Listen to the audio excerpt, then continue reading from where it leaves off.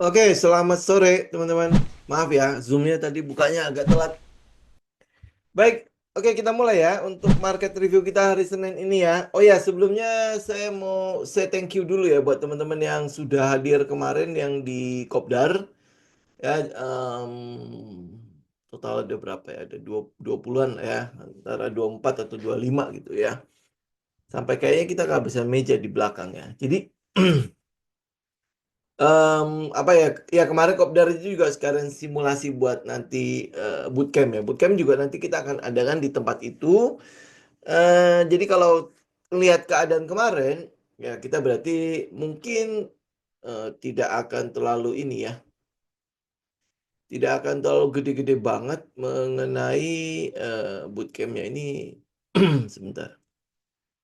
Oke, yang di IG gambarnya cukup jelas ya. Soalnya kok kayaknya ada ketimpa apa gitu.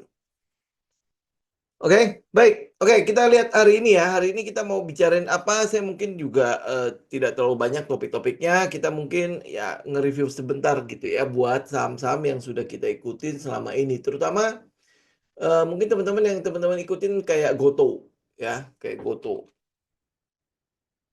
Oke, katalisnya kemarin kan kita udah sempat ngebahas mengenai si Gotonya ya. Jadi yang kita lihat hari ini dia nge-break box ini. Ya, box itu di break sama Goto, tetapi breaknya itu tidak terlalu cakep-cakep banget ya. Teman-teman bisa lihat ya. Breaknya tidak terlalu cakep, jadi menyisakan shadow kan di atas kan. Ya, walaupun volumenya cukup besar, ya volumenya gede lah. Oke, jadi kalau dia breakout tapi candlenya bagus, mungkin tidak ada keraguan buat kita untuk ikut ya. Jadi kalau teman-teman mungkin udah masuk ya sudah itu mungkin ya teman-teman mungkin masih punya kesempatan sekali lagi pada saat dia pullback. Ya ini ngomong-ngomong kenapa ya IG-nya kadang ini ya. Saya kayaknya agak salah ngesetting itu deh. Ngesetting ininya. Tapi ya udahlah, nanti kita lihat ya IG-nya masih bagus nggak ya. Ya, jadi kita mungkin masih akan ngelihat ada pergerakan sekali lagi mungkin untuk retest ya. Mungkin retest ke arah 84 sampai ke 82 ya. Kalau misalnya dia bisa retest sampai ke bawah lagi ke sekitar 74 78 ya mungkin akan jauh lebih menarik ya. Ya, oke. Nah, kenapa dia bergerak? Kenapa dia bergerak? Ya, teman-teman juga waktu kopdar kemarin kan kita udah jelasin cukup clear ya mengenai pergerakannya si Goto, apa yang dilakukan oleh manajemen, ternyata cukup direspon apa yang kita lihat di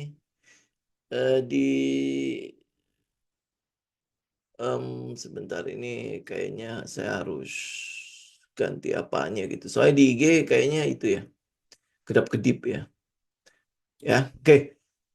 Ya, jadi ini mungkin yang akan kita lihat pada Goto. Nah, cuman ya ini adalah salah satu saham yang saya harus terus katakan bahwa ini adalah saham yang beresiko. Ya, resikonya kenapa? Karena salah satu persyaratannya kita mengenai kepemilikan saham di masyarakatnya itu ini lebih dari 50%. Sudah 75 sampai mungkin udah 80 kali ya. Saya udah nggak ngecek lagi. Ya, jadi udah di daerah-daerah sekitar itu. Oke, ya, jadi kalau teman-teman mungkin perlu memperhatikan tingkat resikonya ya. Oke, nah kemudian untuk Goto sendiri berarti kita sedang mengantisipasi laporan keuangan yang kemungkinan besar positif. Kemungkinan loh ya, tapi kita belum tahu apakah benar akan positif apa tidak. Tetapi ini yang sedang diantisipasi oleh market. Ya, kalau dia positif, ya mungkin dia masih akan ada pergerakan euforia lagi. Tetapi kalau tidak, mungkin dia masih akan paling mentok di daerah sekitar 92. Kemudian masih akan ada koreksi lagi. Ya, nah sedangkan laporan keuangannya kan masih masih kapan ya? Masih Februari. Ini kan nanti masih Februari, Maret ya. Antara Maret atau April gitu baru akan keluar laporan keuangan 2024. Ya, jadi ya ini yang sedang diantisipasi oleh pasar. Dan kalau teman-teman lihat dari volumenya si Goto, memang pas kenaikan di sini, itu volumenya cukup besar ya. Pas kenaikan ini, itu volumenya cukup besar ya. Kita bisa lihat ini ya. Oke, kelihatannya di IG ya. Jadi kalau teman-teman lihat ya, ini volume buat kenaikan ini. Jadi dia volumenya itu mengkonfirmasi adanya itulah ya, adanya si gajah-gajah yang datang terus habis itu untuk melakukan pengumpulan barang di daerah sini. Ya, antara daerah berapa nih? Daerah sekitar September sampai hari ini lah. Ya, ini goto. Tapi ingat ya, selalu perhatikan resikonya ya. Jadi kalau ini ya, kalau kita lihat hari ini ada peluang kalau goto itu masih akan ada pullback-nya ya, jadi masih akan ada retest-nya. Jadi ya kalau teman-teman mungkin belum ngambil ya bisa bisa bisa tunggu dia retest aja daripada ngambilnya ketinggian. Oke, dan oh ya, saya mau ingatin juga ya. Ingat ya, menjelang penutupan. Ya, menjelang penutupan akan jauh lebih confirm gitu loh. Dia punya apa kayak candle hari ini kan paginya kan 85 sampai tingginya berapa ya? Sampai 89. Ini naiknya hampir 5% seperti yang di hari ini Jumat ya. Ya, hari Jumat kemarin ya. Nah, habis itu teman-teman bisa lihat sorenya kan. Ya, sorenya kemudian habis itu meninggalkan ya jejak gitu lah. Jadi kita melihat memang ada potensi mungkin besok dan beberapa hari ke depan itu mungkin masih akan ada pullback-nya. Ya, oke, ini untuk Goto. Kemudian untuk JPFA saya cuma mengupdate aja. Ya, JPFA ini kelihatannya breakout, kelihatannya doang ya. Kelihatannya break. Oke, dia kelihatannya break ya, tetapi dia tidak berhasil close di sini. Sebentar, ini saya buang dulu. Ini kita lihat minornya aja ya. Dia tidak berhasil close di atas ini. Ya, di atas 1965 dia tidak berhasil close di situ. Volumenya gimana? Kita lihat ya. Volumenya ini 2 hari ini bahkan dari yang kemarin sejak kemarin ya dia mencoba untuk naik kembali ke ke atas level 1900 itu volumenya udah gede-gede semua. Oke. Nah, gede-gede semua. Apa sih yang sedang kita antisipasi di sini? Ini yang kemarin kita update di Kopdar juga. Kalau JPFA ini kemungkinan besar tidak dapat bagian di dalam makan bergizi gratis. Ya, tidak, kemungkinan besar tidak dapat bagian besar gitu loh di daerah situ ya, kemungkinan. Kenapa? Karena sampai hari ini, sampai tanggal 20 Januari ini kita belum melihat apa yang mau kita lihat. Ya, apa yang mau kita lihat? Satu adalah susu ternyata dipotong karena dari 15.000 menjadi 10.000. Kemudian habis itu nuggetnya pun tidak kelihatan. Ya, teman-teman lihat nggak di apa dia di teman-teman googling gitu ya, menu makan bergizi gratis ada nggak nuggetnya? Nah, ini kan kita hampir boleh bilang tidak menemukan hal itu gitu kan. Karena kita tidak menemukan hal itu, jadi ya mungkin kita perlu melakukan antisipasi ya, antisipasi kalau kita tidak menemukan JPFA ini ada di dalam makan bergizi gratis ini.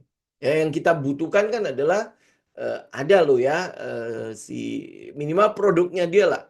Produknya dia itu ada pada menunya si makan bergizi gratis. Sebenarnya kan harusnya cukup simpel ya, buat pemikiran kita sih harusnya cukup simpel kan. Daripada lu mencari daging kemana-mana kan ada nugget. Dan ibu-ibu tuh harusnya paham lah. Tapi nggak tahu kenapa di praktik di lapangannya kita tidak menemukan hal itu.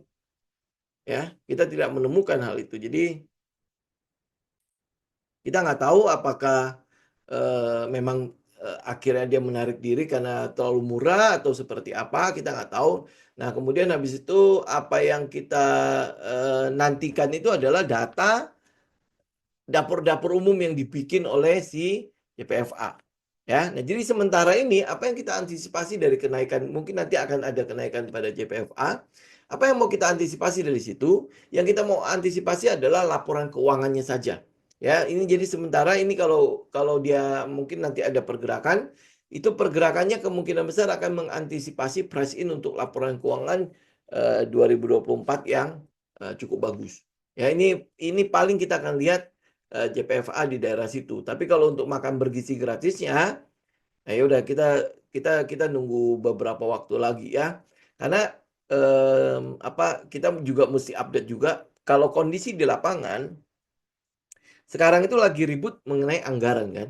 Ya, berita terakhir itu anggaran untuk, makan bergizi gratis, bahkan katanya kemungkinan besar habis di bulan Juni 2025. Nah, ini agak membingungkan ya.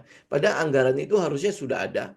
Tapi kok bisa habis, di Juni 2025? Apakah anggarannya tidak full, 71 triliun atau 71 triliun itu akan habis di bulan Juni. Nah, ini kan agak ini ya, agak-agak rancu-rancu juga ya, pernyataan-pernyataan yang sedang terjadi di situ. Kemudian habis itu, biaya untuk makan bergizi gratis kemungkinan besar akan diambil dari zakat juga. Ya, walaupun belum final, kita nggak tahu apakah akan dari situ. Cuman ini kan, apa ya, pemerintah seakan-akan memberikan kepada kita sinyal bahwa, gue nggak ada duit nih. Ya, gue nggak ada duit nih. Apakah makan bersih gratis ini bisa lanjut terus atau tidak? Ya, ini yang perlu kita antisipasi juga ke depannya ya. Oke. Ya, ini untuk JPFA. Jadi kalau nanti dia gimana kalau saya melihat sentimen MBG ini pelaksanaannya tidak solid. Ya, kayaknya sih di lapangannya itu ada inilah ya, ada kepentingan-kepentingan yang tidak terlalu itu ya, tidak terlalu benar-benar solid 100% ya. Tapi ya kita tunggu saja ya, kita tunggu saja karena ini kan baru berjalan 20 hari. Ya, kita lihat beberapa hari ke depan atau beberapa minggu ke depan ya seperti apa. Tapi yang pasti adalah kalau untuk katalisnya si JPFA ya nanti kalau sampai dia naik kita mengantisipasi adanya laporan keuangan di 2024 saja. Ya, nah setelahnya itu untuk makan bergizi gratis ya mungkin kita butuh ini ya, kita butuh bukti lapangan yang lebih konkret ya. Jadi artinya kita butuh data, apakah betul produknya ada. Kalau produknya saja tidak ada kan kecurigaan kita berarti JPFA mungkin tidak dapat pendapatan dari sini.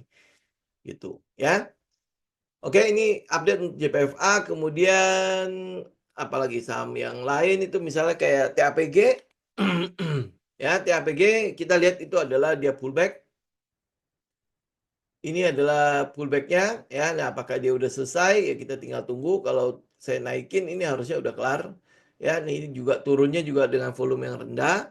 Ya, tapi saya mungkin akan pakai yang di close-nya. Jadi ini pas ya. Di 775 kemudian habis itu ada reaksi penolakan di daerah situ. Jadi ya buat buat kita JPFA ya sudahlah. Berarti kita udah tinggal ikut aja. Waktu kopdar kemarin kita juga udah jelasin ya dalamnya seperti apa TAPG ya. Jadi kenapa kita berani untuk hold ya. Jadi ini saham yang kita hold ya, saham yang kita hold ya. Nah, kalau teman-teman yang mungkin yang konservatif ngelihat TAPG ini kan masih turun ya. Ya, ini ya. Ya pasti ada kelihatan ini konservatif gitu ya. Ini kan turun nih. Ya, ini kan berarti kan ini downtrend. Kenapa lu downtrend lu ambil gitu ya. Nah, kalau teman-teman yang konservatif, tunggu aja dia break ini. 880. Ya, 880 berarti kan dia akan break strukturnya kan, struktur di sini nih. Nah, ya, jadi kan ini adalah low ya, low ini high, lower high, ya kan? Ini adalah lower low, ya, ini adalah lower high, sorry.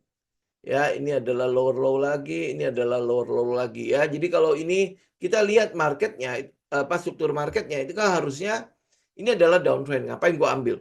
Ya, ngapain gua ambil gitu kan? Oke. Nah, tapi kalau kita lihat lebih gede, ini kebetulan ini adalah daerah supply dan demand, kemudian habis itu dia sampai ke situ, kemudian ada pantulan di situ. Lu kalau lihat dari time frame yang lebih gede, jadi lu tahu bahwa ini adalah pullback kalau di time frame yang lebih gede ya. Oke, nah jadi kalau minornya gimana? Kalau teman-teman yang konservatif, lu bisa tunggu dia break ini ya, break lower high sebelumnya. Jadi nanti akan terjadi change of character. Ya, change of character. Tapi kalau misalnya lu agresif, kita bisa pakai trendline ini sebagai patokan ngebreak. Ya, ini kan udah ini 1 2 3 ya, 3 titik kan udah lumayan kuat lah ya. Oke, ini 1 titik, 2 titik, 3 titik kan. Jadi trendline ini harusnya bisa cukup valid.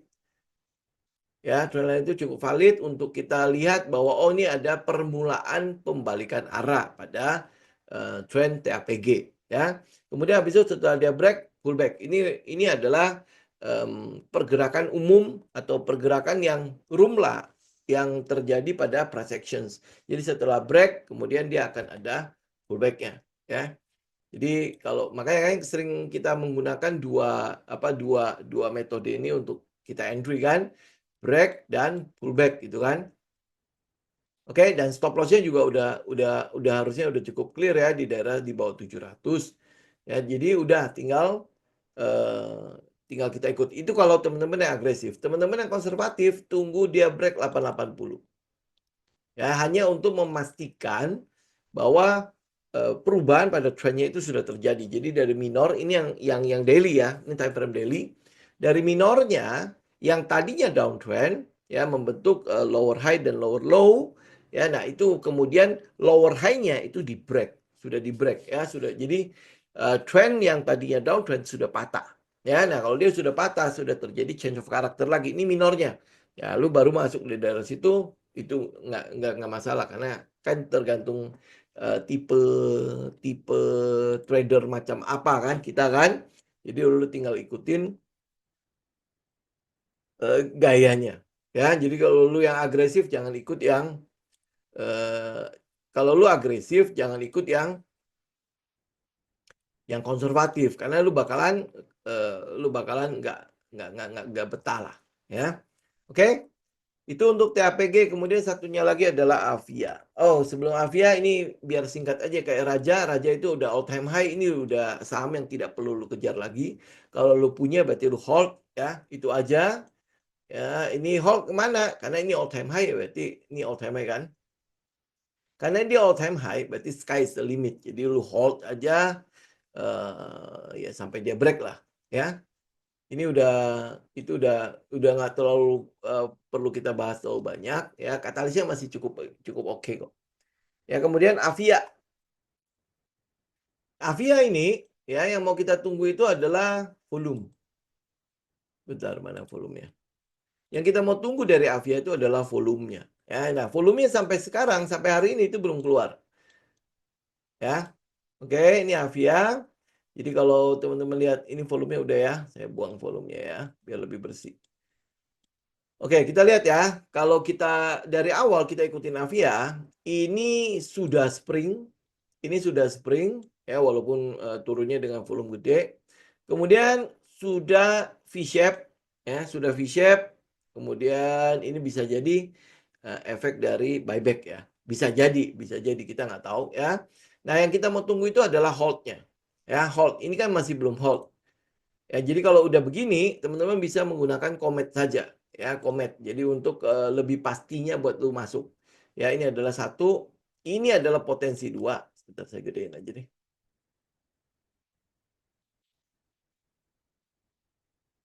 Oke, ini adalah titik satu. Oke, ini adalah potensi titik dua. Kalau dia break, ya, kalau di break sama dia, kalau di break sama dia, kalau di break ini titik duanya di break, berarti ini adalah titik tiga. Oke. Nah, habis itu kita tunggu titik empatnya di mana? Ya, titik 4. Biasanya kalau dia udah naik ya, kemudian habis itu nanti dia ada swing low kan, ya cari low-nya dulu. Nah, begitu dia cari low, yang penting tidak turun sampai di bawah titik 3, maka ini akan jadi daerah entry low, titik keempatnya. Nah, masalahnya adalah titik keempatnya kita belum punya kan. Itu akan jadi titik di mana lu melakukan entry untuk yang konservatif di Avia. Jadi ini adalah kometnya kita. Dan kita mau ya, kita mau lihat dia ngebreak daerah sini. Sebentar. Ya, dia ngebreak daerah sini itu dengan volume besar. Ini ya di 444 sampai 460. Ya, kita mau lihat dia break area tersebut itu dengan volume yang besar. Jadi teman-teman harus pastikan volumenya nongol. Ya, volumenya ada. Ya, jadi artinya ya kita akhirnya bisa dapat kometnya 1 2 3. Ya, ini adalah titik yang teman-teman mau tungguin, yang 4. Ya, di situ lu entry untuk Avia. Oke, nanti dia ada pullback-nya, ya pullback-nya itu akan jadi area di mana SL-nya lu. Kita nggak tahu pullback-nya sampai kemana kan, atau swing low-nya itu sampai kemana. Tapi itu akan jadi titik di mana stop loss-nya lu berada. Ya, lu entry di situ, dia break keempat. Ingat tuh ya, ngebreak itu gimana sih? Dia harus close di atas titik itu atau harga itu. Kemudian habis itu dia harus selain dia break, selain dia close di atas, dia harus disertai oleh volume. Ya, ingat ya, kalau nggak ada volume, ya susah untuk kita bisa katakan dia break. Oke, itu Avia. Kemudian apalagi ya saham yang kita ikuti? Ya, Avia, TAPG segala macam. Oh, teman-teman kalau misalnya lihat Indi sama Pegas ya itu masih kondisinya masih tetap sama ya. Itu masih belum ngapa-ngapain Indi. Ya, dan teman-teman udah tahu ya Indi apa yang kita tungguin ya. Oke, Indi, Pegas. Ya, belum ya. Ini sebenarnya Pegas sih udah mulai ada di area-area yang kita mau nih. Oke, baik. Sampai sini teman-teman ada pertanyaan nggak?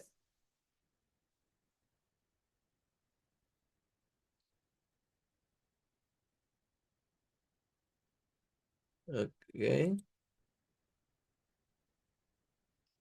Ada pertanyaan?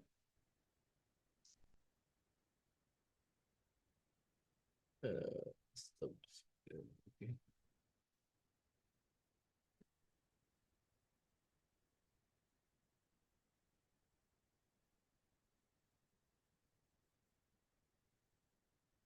Gimana?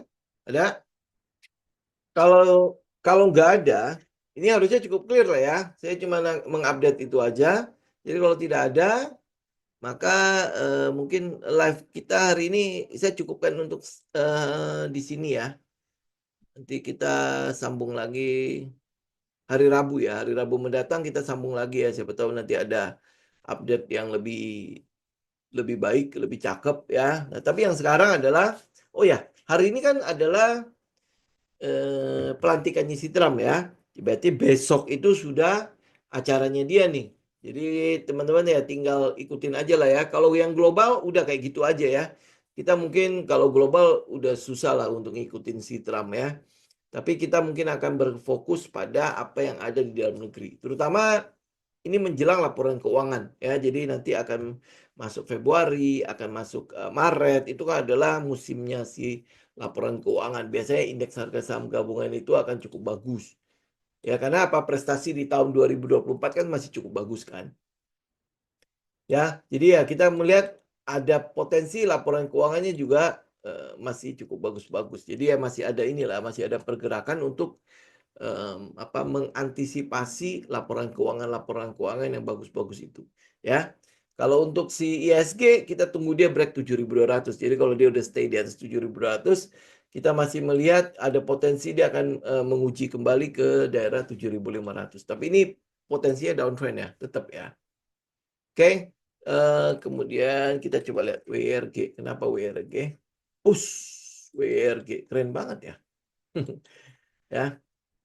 Oke, WRG kita lihat ya. Ini masih gambar saya yang dulu ya. Kalau teman-teman lihat dia ngebreak apa ini descending triangle kan, kemudian dia break. Dan ini perfect banget ya. Tapi yang kita nggak lihat itu adalah katalisnya. Katalisnya kita nggak lihat.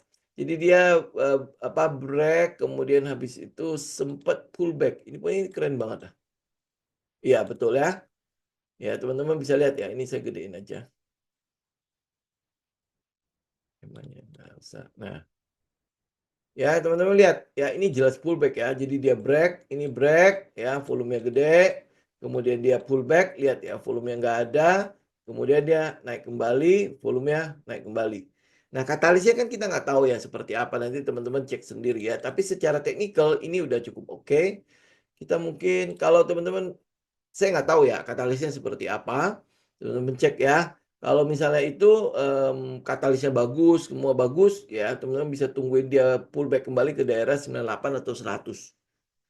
Ya, dia mungkin nanti akan kena ke 130, kemudian masih ada pullback, moga-moga masih ada pullback sekali lagi. Ya, atau lu tunggu dia ngebreak ini. 144 ya, 144 next habis itu Dari 144 dia ada potensi ke 167 sampai ke daerah 200. Ya ini yang kita lihat dulu dari WRG. Secara teknikal ya. Kalau untuk katalis yang segala macam, lu cek deh apa yang membuat saham ini jadi dilirik ya. Yang terakhir kan kita tahu dia cuman dapat order proyek ini ya, proyek sistematisasinya bandara ya, Angkasa Pura. Kita nggak tahu seberapa banyak apa benar-benar semua bandara yang ada di bawah ini sekarang kan jadi Injourney ya, bukan Angkasa Pura lagi ya. Di bawahnya Injourney itu semua akan dihandle oleh si WRG atau enggak. Ya, jadi teman-teman cek semua itu. Ya, tapi kalau secara teknikal, saya mungkin akan jauh lebih senang kalau misalnya dia bisa pullback kembali ke daerah 100. Ya, jadi stop loss teman-teman ada di bawah 77 itu tuh. Ya, gede ya. Iya, ya ini ada gap lagi kan. Jadi di bawah 100 sampai 96 lah ya. Jadi 100 sampai 96, jadi sekalian tutupin gap itu. Kemudian habis itu lo ya kurang lebih ya stop lossnya berarti di bawahnya 77. Ya di bawah 77. Nah, target lu 144, 167, 200. Ini teknikal aja ya kalau katalisnya teman-teman cek sendiri. Ya, habis itu apa Indo? Ini saham apa ya? Oke. Ya, kita lihat ya. Indo saya tidak terlalu menyarankan teman-teman ngambil ya, kayaknya ini bukan saham yang oke-oke sekali ya kayaknya ya. Ya, ini kalau kelihatannya ini saham yang eh, sepertinya agak digoreng nggak sih? Ya, saya nggak tahu ya, teman-teman cek sendiri ya. Ini digoreng apa enggak? Ya, oke. Terus habis itu apa? Toba. Toba itu kan ini kan adalah saham batubara ya. Kalau dia turun ya sudahlah. Ya, berarti ini adalah ini kan kemarin kalau nggak salah kan kita bilang ya kemungkinan besar itu cuma buat keluar barang. Ya, dan dia masih turun terus, ya udah jangan ditangkap sama sekali. Ya, bahkan bisa jadi sampai ke daerah 320 pun mungkin ya. Nah, kemarin di Kopdar itu kan kita sempat menyinggung Toba juga kan. Apa korelasinya ke si Goto kan. Cuman datanya juga belum ada. Ya, datanya juga belum ada, jadi kita masih menunggu data itu juga. Apakah nanti itu akan jadi sentimen untuk si Tobanya sendiri atau enggak? Ya, ya enggak ada yang tahu. Ya. Oke. Terus habis itu apa? Properti. Saya pikir gini ya, teman-teman lihat ya, sektor properti ya, ini kita lihat sektornya aja ya. Nggak usah bahas itunya deh ya, sektornya aja. Nih, teman-teman lihat sektornya ya. Ini adalah sektornya untuk si properti. Ya, kalau dilihat dari Wyckoff-nya, ini sih cakep banget. Ya, dilihat dari Wyckoff-nya sih cakep banget. Cuman sentimen untuk si propertinya sendiri kalau di lapangan kita ngelihat itu tidak terlalu besar. Ini apa yang menggerakkan si properti ini kan cuma beberapa saham toh. Ya, beberapa saham saja ya, tidak merata di semua saham. Mereka menggerakkan properti. Nah, kemudian pasti teman-teman akan mengaitkan dengan apa kemarin kan si Bank Indonesia sampai menurunkan suku bunga kan 25 basis poin kan. Yang kita lihat itu sebenarnya harusnya Bank Indonesia tidak menurunkan suku bunga. Ya, harusnya. Kenapa? Karena potensinya adalah membuat pasar uang Indonesia itu tidak menarik. Udah nggak diturunkan aja sudah tidak menarik. Ya, saya udah pernah bicara juga di beberapa waktu yang lalu. Teman-teman bisa lihat ya, obligasi di US, ya obligasi di US itu sekitar 4, anggaplah 4% lah. Ya, anggap 4%. Ya, sedangkan di Indonesia itu 6%. Jadi diturunkan lagi 25 basis point berarti tinggal 5,75. Anggaplah 6. 6 aja dari 4 ke 6 aja masih ada sebenarnya masih ada ini ya, spare untuk 2% kan. Benar nggak? Ya kalau di saham mungkin kita lihat spare 2% kalau saya punya uang 1 T kan gede ya.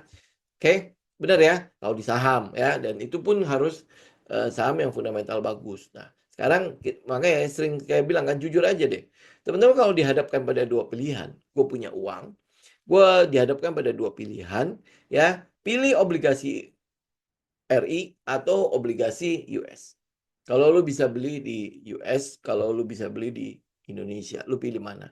Apakah lu akan tertarik dengan spare yang 2% itu, ya, atau lu lebih tertarik pada yang lebih aman gitulah ya, ngomong gitu ya. Ini di luar konteks, "Oh, gue kan punya bisnis di sini, ini kalau gue taruh di ori kan lebih gampang untuk ditarik." Itu di luar konteks itu, ya, di luar konteks itu. Kita bicara mengenai investor, ya, kita bicara mengenai investor yang sedang punya likuiditas dan dia mau, dia mau taruh di mana ya, taruh di saham kayaknya udah ketinggian atau gimana ya, dia harus taruh di mana nih uang bebasnya dia. Ya, kayak Warren Buffett lah, kita lihat. Kenapa dia taruhnya malah di obligasi US, bukan obligasinya Indonesia ada 6% atau mungkin obligasi di apa managing apa country yang lain itu kan ada yang lebih tinggi lagi kan? Kenapa dia nggak taruh di situ, malah dia taruh di US? Apakah karena dia US citizens ya atau warga negara US kemudian habis itu dia lebih percaya pada US? Enggak juga ya. Secara fundamental memang kita lihat apa dengan kenaikan si Trump dan lain sebagainya itu jauh lebih menarik di daerah situ karena kita lihat 4 tahunnya si Trump kan dia benar-benar membangun dalam negeri mereka kan ya. Ini yang kita lihat ya, oke. Nah, jadi kalau lihat dengan 25 basis point kemudian habis itu semua bank akan menurunkan biaya KPR, tentu tidak. Ya, tentu tidak. Praktek di lapangannya walaupun Bank Indonesia sudah turunkan suku bunga sebanyak berapa ya, untuk diikuti oleh perbankan itu dia butuh waktu banget, itu butuh waktu, ya hitung-hitungan si perbankan lah. Ya kalau misalnya gue masih bisa tetap suku bunga tinggi, ngapain gue turunin?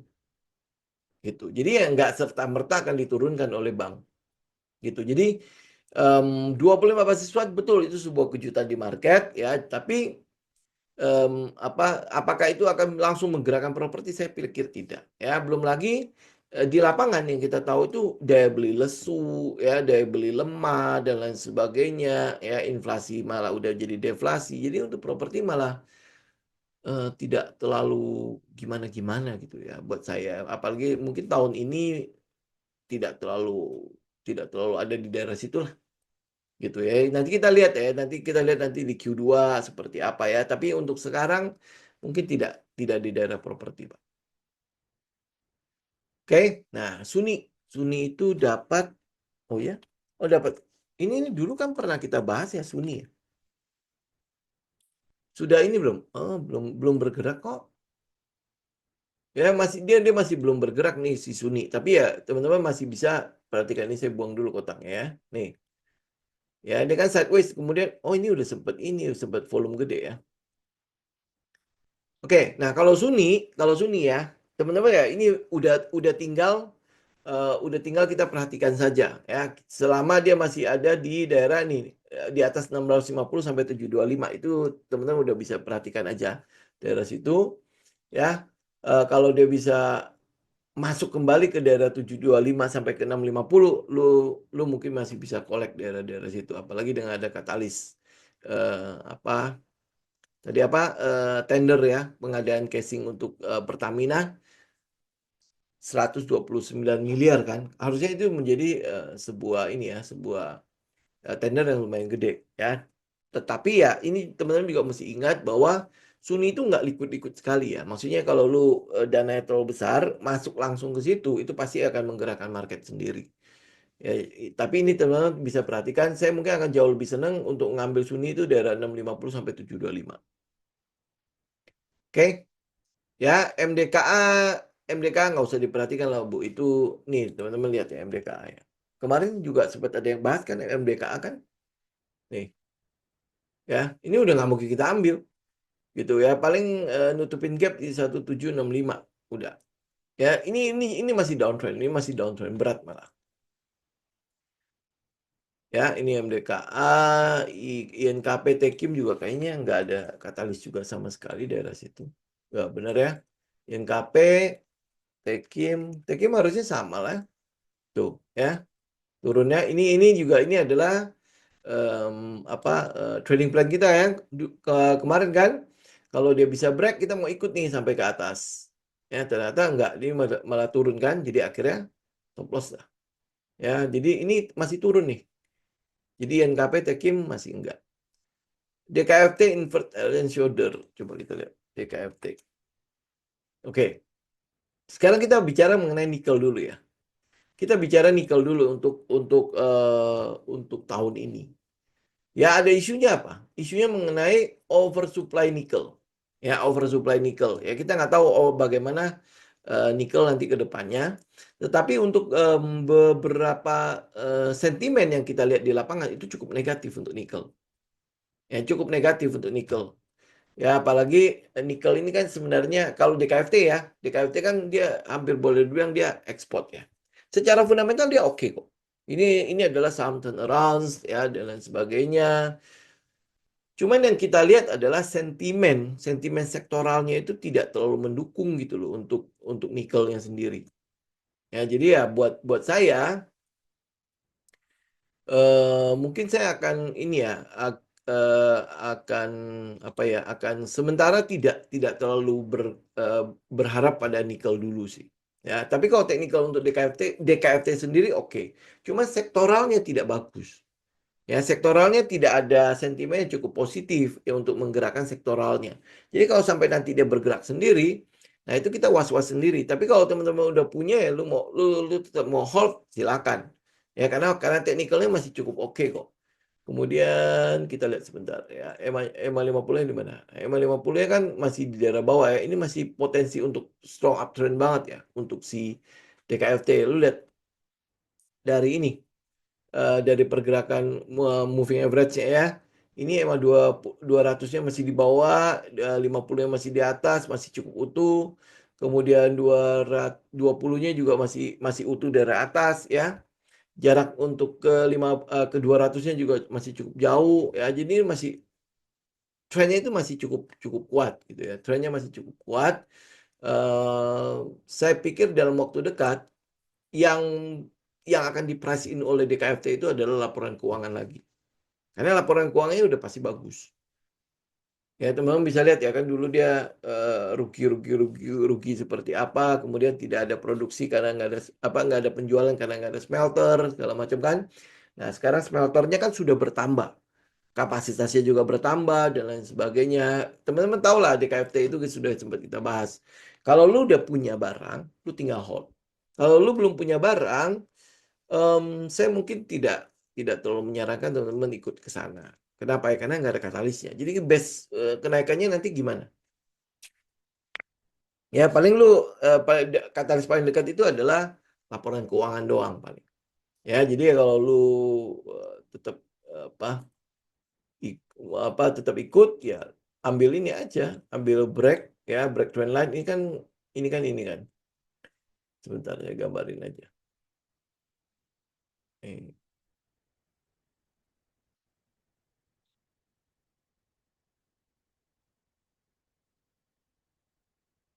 Ya. Nah, ya ini kan trend line-nya nih. Ya kalau kita mau hari ini harusnya dia mentok dikit ya. Mentok dikit jadi dapat 3 titik lebih enak ya. Ya. Nah, jadi ini adalah trend line-nya. Jadi lo bisa buy pada saat dia break kayak gitu aja ya, buy break, buy pullback. Udah ikut aja di situ. Tapi price in-nya adalah untuk laporan keuangan bukan untuk nikel. Ya kalau nikelnya sih sendiri itu udah hampir berluang tinggal tiarap doang. Apalagi 2025 itu adalah tahun dimana apa ya pembatasan produksi nikel ya. Ya karena udah oversupply, jadi mau dikurangin. Jadi nggak boleh ditambang lagi nih ceritanya. Nah kalau dia nggak boleh tambang berarti smelter-smelter yang ada itu harus import nikelnya. Nah import nikel paling dekat itu adalah Filipina, dari Filipina. Coba bayangkan kita punya nikel, cuman smelternya tidak punya ini ya, tidak punya bahan baku, mau nggak mau dia harus import. Ya, ini kebetulan si DKFT kan punya tambang, punya smelternya. Apakah itu akan berdampak pada DKFT? Ya itu yang butuh teman-teman analisa ulang ya. Tapi kalau tidak berdampak ya berarti kan apa yang digali di tambangnya DKFT itu cukup untuk dibuat makan smelternya. Nah, kalau itu masih oke, untuk si DKFT-nya sendiri masih cukup oke, untuk bisa teman-teman, jadikan pilihan. Ya, tapi ini bukan nge-price in untuk, katalis si komoditasnya. Ya, komoditasnya sendiri sih udah bener-bener udah lagi tiarap banget. Ya, nah ini yang kita price in itu adalah, laporan keuangannya, ini untuk DKFT. Oke, ya. Jadi nanti kalau dia naik, ya udah itu teman-teman tahu yang kita kejar itu adalah laporan keuangan. Jadi nanti begitu laporan keuangannya keluar, kemungkinan besar udah di price in. Jadi mungkin di situ udah teman-teman bisa lakukan sell on news. Ya, kayak gitu ya. Oke, tapi analisa dulu, dianalisain ya. Maksudnya kan sekarang lagi di ini kan moratorium smelter, kemudian kemungkinan besar akan dibatasi kuota untuk mengambil atau menambang nikel. Ya, ini kalau yang ini yang katalis-katalis negatif ini, teman-teman lihat kayak NCKL segala macam yang gede-gede tambangnya, kemudian dia punya smelter. Nah, itu pasti akan berdampak sekali. Ya, itu akan berdampak sekali karena kita kan nggak bisa ekspor nikel dalam keadaan itu kan bahan baku kan, nggak bisa sama sekali. Ya, jadi mau nggak mau itu harus diolah dulu baru bisa diekspor. Nah, sedangkan pasar ekspornya sendiri kan lagi letih lesu juga kan, ya. Nah, sedangkan untuk DKFT-nya sendiri, teman-teman tahu ini hampir boleh dibilang 100% diekspor ke Cina karena memang mereka punya afiliasi dengan perusahaan sana kan. Ya, nah ini yang perlu teman-teman analisa, berapa yang digali, kemudian smelternya berapa kapasitasnya. Nah, ini yang digali sama buat makan smelternya cukup nggak? Kalau cukup, oke. Ya, kemungkinan besar untuk laporan keuangannya dia masih akan cukup stabil, tapi jangan mengharapkan ledakan pada laporan keuangan lagi. Karena memang permintaan terhadap nikelnya lagi turun. Ya, termasuk harga nikelnya sendiri juga lagi turun. Jadi ini paling untuk price in untuk laporan keuangan yang potensinya itu adalah cuan gitu aja udah. Ya, potensinya dia adalah profit. Nah, next habis itu begitu laporan keuangan keluar, ya lu bisa sell on news sudah. Gitu ya, itu untuk nikel. Oke. Habis.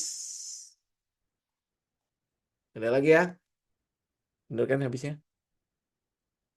Ya. Oke. Gitu ya teman-teman ya untuk hari ini ya. Kita akan ketemu lagi nanti di hari Rabu mendatang ya. Rabu kalau teman-teman nanti ada pertanyaan kan dibuka untuk umum kan Zoom-nya kan buat teman-teman yang di IG yang mau live langsung di Zoom, teman-teman bisa ke Telegram ya. Ke Telegram nanti ada linknya untuk ke Zoom-nya. Ya, oke. Saya pikir untuk hari ini cukup ya teman-teman ya. Saya akhiri dulu untuk hari ini. Kita akan ketemu lagi nanti di hari Rabu mendatang. Ya, oke. Saya izin pamit. God bless semua.